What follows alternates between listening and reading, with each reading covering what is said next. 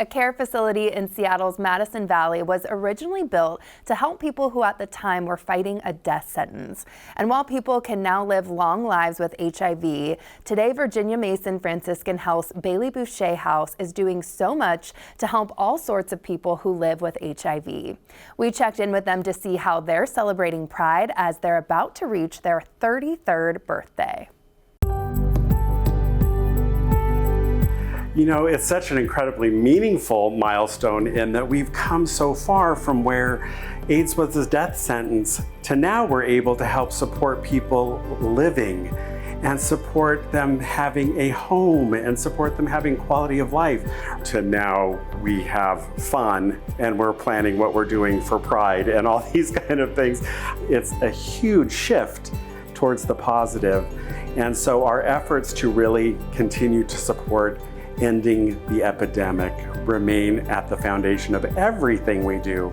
To be able to be a part of that and making the world a better place every single day in truly meaningful ways is a gift. Bailey was founded in direct response to the AIDS epidemic, and people were dying with literally no one to care for them. People were afraid, and so the founders of Bailey created this amazing organization to take care of people who were dying from AIDS. Our programs can be divided up between inpatient and outpatient programs. So our inpatient programs are primarily for folks who have HIV with some really serious comorbidities like ALS, Huntington's, cancer with high pain thresholds. These are the kinds of things that create a really complex care scenario. One of the most significant programs in our outpatient programs, and there are many, but we have a shelter downstairs for people who are unhoused.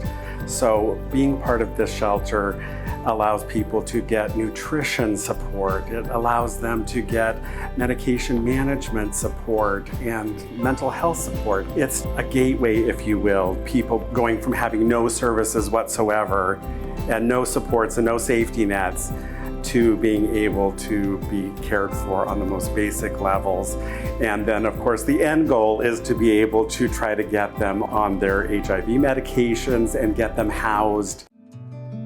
I felt comfortable when I walked in because they had a group of people to welcome me to Bailey. I thought I'd be there for a couple of months. It's been almost 5 years to learn how to walk again, talk again, and to live again. I think it was a blessing to be able to come to Bailey. I get emotional. It's a family. Everyone takes care of everyone. I feel like I didn't lose my home. I gained a home with a bunch of friends and family, and I wouldn't want to be anywhere else. I always tease the nurses and I'm going out here kicking and screaming. I'm part of that generation that isn't around. Most gay men my age are gone. Yeah, that's a really tough thing to talk about and to think about, but to be in a position now where conversely we can do something about it. You know, years ago we couldn't do anything.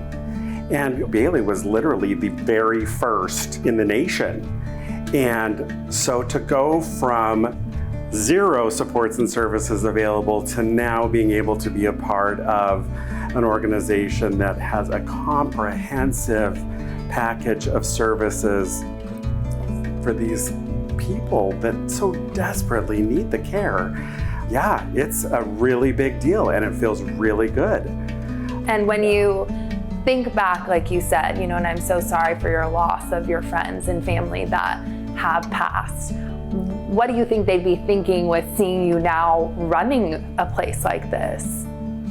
Well, I can kind of say tongue-in-cheek, I don't think any of them would be surprised, but I think they would be proud of me, and I think that's a really big deal.